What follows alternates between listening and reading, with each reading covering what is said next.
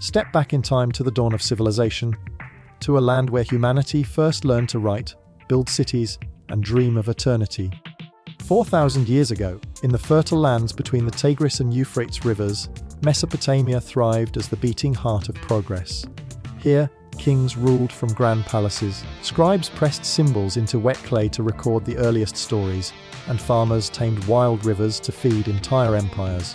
This was not just the beginning of history. It was the birthplace of everything we now call civilization. Journey with us through the dusty streets of Ur and Babylon, where temples touched the heavens and the spirit of human innovation first awakened. The birth of writing and knowledge in Mesopotamia stands as one of the most extraordinary turning points in the story of humankind, a silent revolution that forever transformed thought into something that could outlast the breath of a speaker and the memory of a listener. Long before the world had alphabets, presses, or libraries, there was clay reed and the will to record. The ancient Sumerians of Mesopotamia discovered that words could be captured, that ideas could be preserved beyond the limits of human memory, and that the invisible could become visible. In the soft clay tablets of the Tigris and Euphrates valleys, they pressed wedge-shaped marks using a stylus, giving birth to cuneiform, the first known system of writing. This simple yet profound invention marked humanity's awakening into a new era where knowledge could be stored, shared, and inherited across generations, where wisdom could be born not just from experience but from record. Before writing, every truth lived only in the spoken word. Knowledge was passed from mouth to ear, vulnerable to distortion and loss. The creation of writing broke the boundaries of time. It allowed people to speak to the future, to converse with the unborn, to record their triumphs, their prayers, their debts, and their dreams. The clay tablet became the first tool of memory, a vessel of continuity in a fragile world.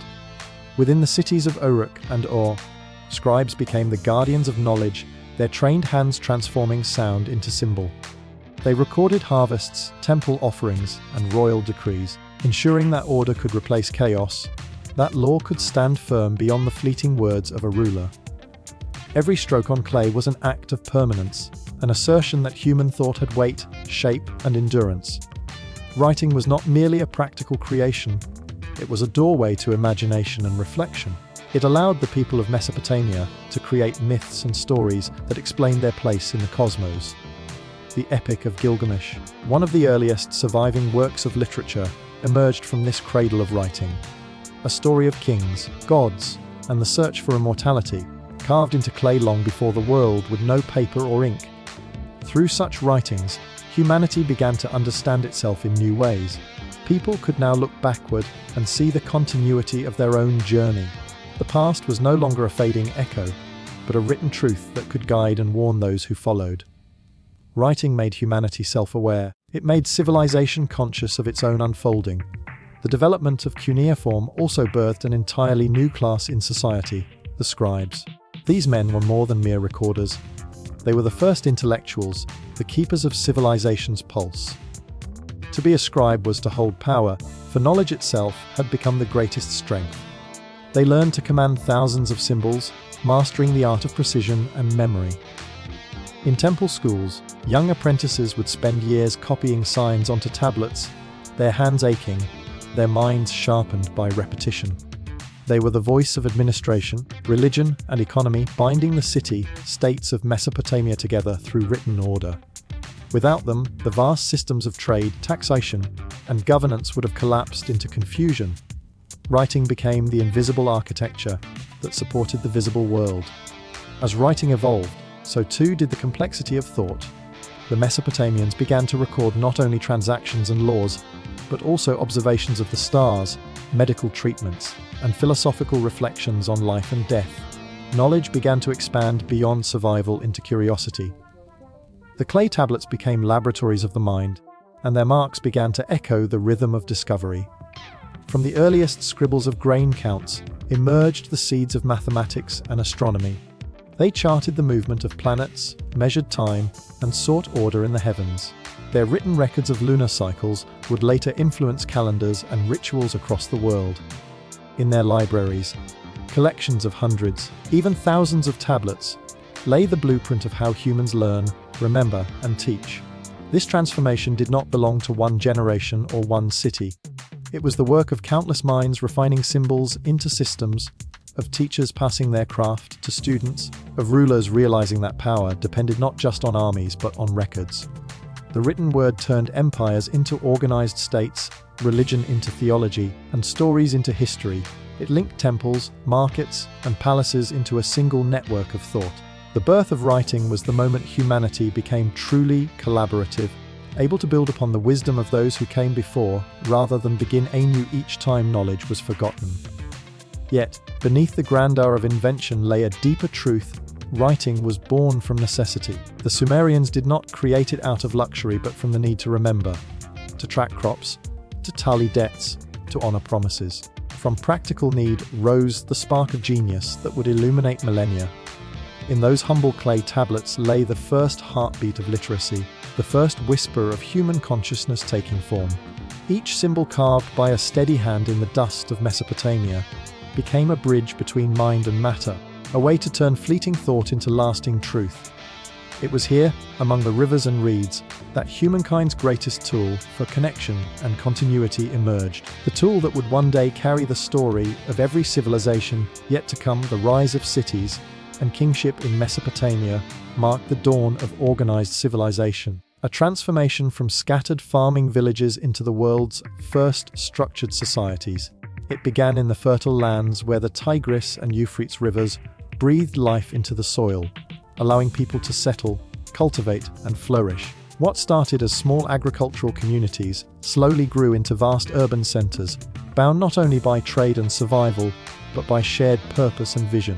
These cities, Uruk, Lagash, Kish, and Babylon, became living symbols of human ambition, where mud-brick walls rose toward the sky and humanity's desire for order, power, and permanence took shape in stone and clay. Within these cities, the earliest forms of government, law, and social hierarchy emerged, defining how people would live together, rule, and be ruled for thousands of years to come. At the heart of this transformation stood the figure of the king, the embodiment of both earthly authority and divine favor. Kingship in Mesopotamia was not merely a political role, but a sacred duty. The ruler was seen as chosen by the gods to maintain balance between heaven and earth, to keep chaos from consuming order. In the ancient city of Uruk, the legendary King Gilgamesh was celebrated not only for his strength, but for his ability to unite his people and build towering walls that stood as both protection and symbol of human achievement.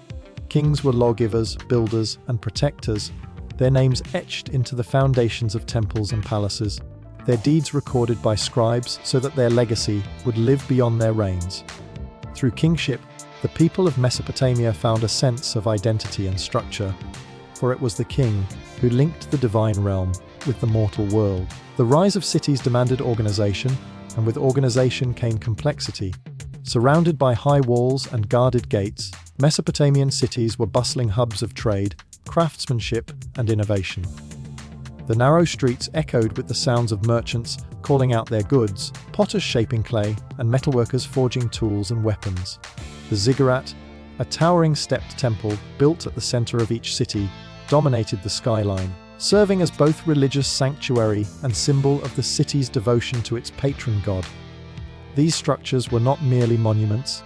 They represented humanity's first attempts to reach upward, to bridge the gap between the heavens and the earth. Every brick laid in these temples was a prayer in form, a declaration of human faith in the unseen forces that govern the world. Trade became the lifeblood of the city. The rivers that cradled Mesopotamia became highways of exchange, carrying goods from far lands, timber from the north, copper from the mountains, lapis lazuli from Afghanistan, and grains from the plains. With trade came prosperity, and with prosperity came hierarchy. Society began to take shape around class and profession. Kings and priests ruled, scribes and artisans created, farmers and laborers sustained.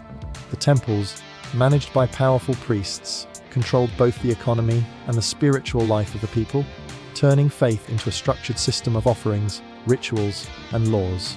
In this delicate balance of power between the temple and the throne, civilization learned its first lessons in governance, bureaucracy, and authority. As cities grew, so did the need for laws to guide them. From the clay tablets of early Sumer to the great stone stele of Hammurabi, the first codes of law were carved into existence, setting rules for justice, property, trade, and morality.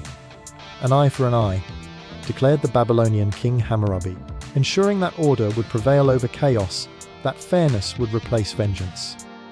These written laws gave structure to life, protecting the weak and restraining the powerful. The concept of justice became tangible, something that could be read, understood, and enforced. It was through these early systems of governance that humanity learned how to coexist, how to balance ambition with responsibility, and how to turn collective will into enduring civilization. The rise of kingship also gave birth to monumental architecture and artistic expression. Palaces adorned with intricate carvings, reliefs depicting battles and divine encounters, and grand halls lined with columns became symbols of royal power. The kings of Mesopotamia sought to immortalize their reigns not only through conquest, but through construction. They built cities that would outlast them, walls that would defy time, and temples that would speak to the gods on their behalf.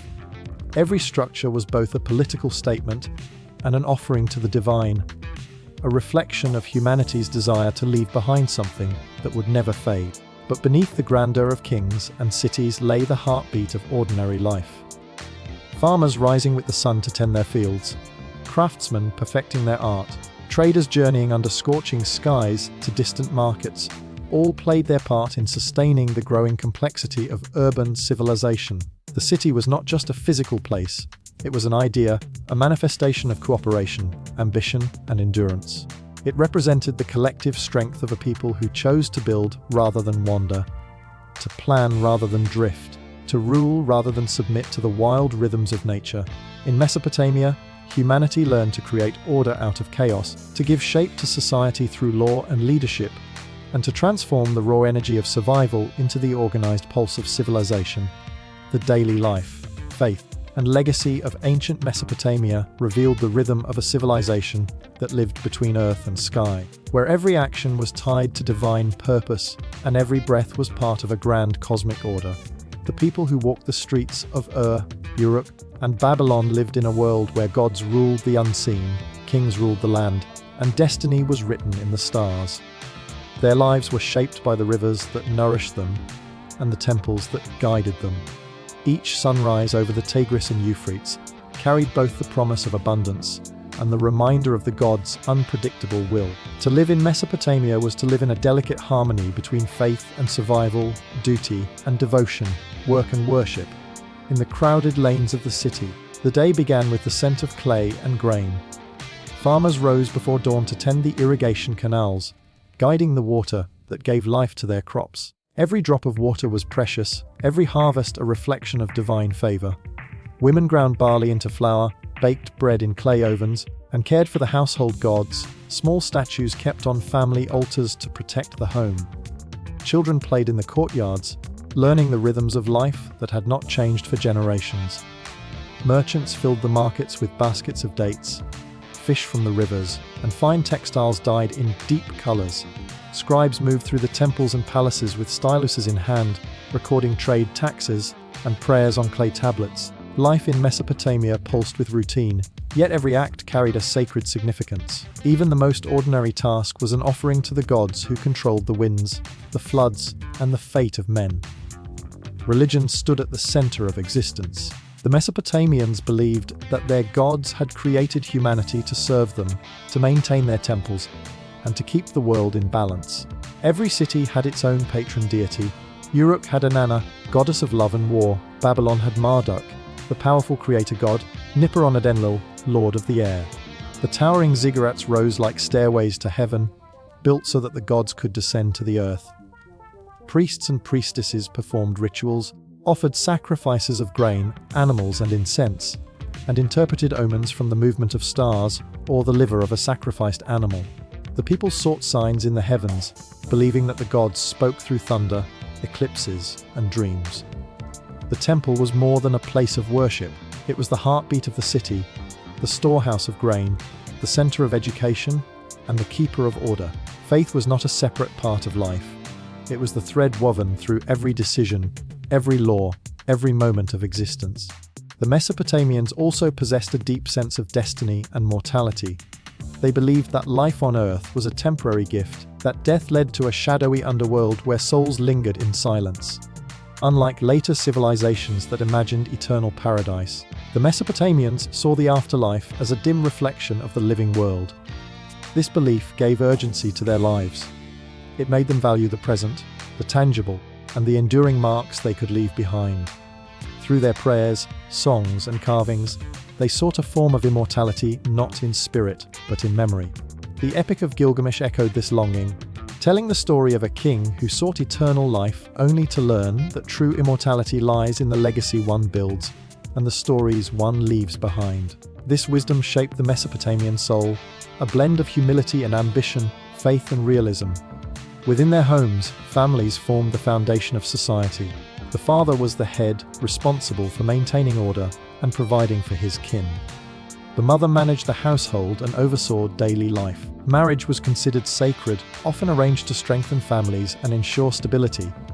Artisans crafted pottery, jewelry, and carvings that reflected both beauty and purpose. Music, played on harps, drums, and flutes, filled the air during festivals and rituals, connecting people to the rhythm of the divine. Festivals were moments of joy and unity, where citizens gathered to honor their gods with songs, dances, and processions. These celebrations reminded everyone that even amidst hardship, life was to be cherished, the gods were to be thanked, and the cycle of seasons was to be honored. The wisdom of Mesopotamia extended beyond its walls. Their innovations, writing, mathematics, law, and astronomy, became the foundation upon which all later civilizations would build. They divided time into hours, minutes, and seconds, a system still used today. They charted the stars and recorded celestial movements, creating calendars that guided agriculture and worship.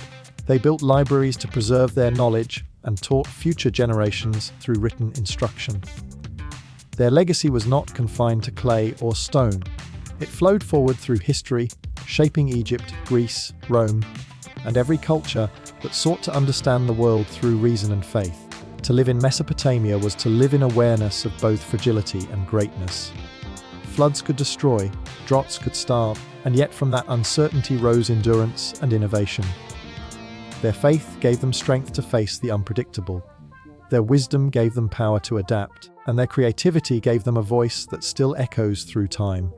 Every brick, every tablet, every melody of prayer whispered beneath the Ziggurats carried the same timeless truth: that civilization is not built in a moment, but through countless acts of faith, labor, and remembrance.